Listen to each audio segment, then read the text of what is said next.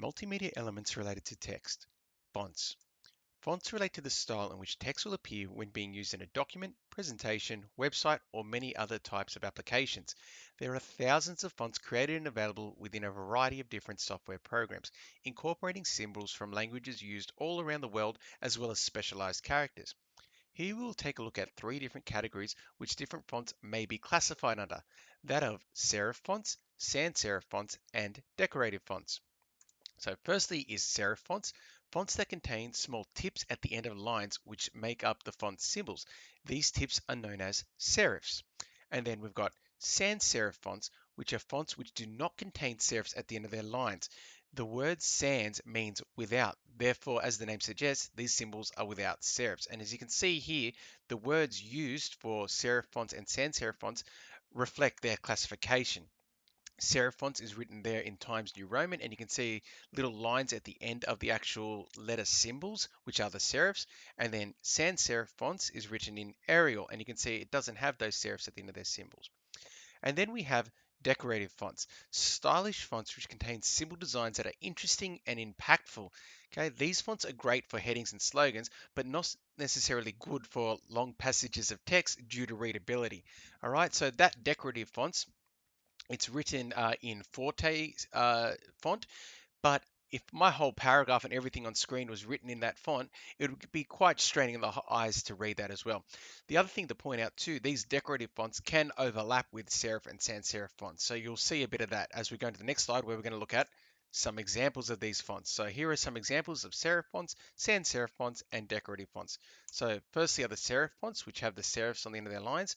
So we've got Courier New, and you can actually see the top of the A also has a serif on it. Baskerville, which obviously is a very traditional style, and you can see the serifs at the bottom there. The same here with Georgia, which is a serif font that's been around for a very long time. And then probably the best known serif font, Times New Roman. So the big thing to highlight here are the serifs down the bottom. That is what classifies something as a serif font. Moving over then to sans serif fonts, we're not going to see these serifs at the end of the lines. So here's Calibri, which is my one that I use pretty much in all of my videos here. Most things are written in my videos as Calibri.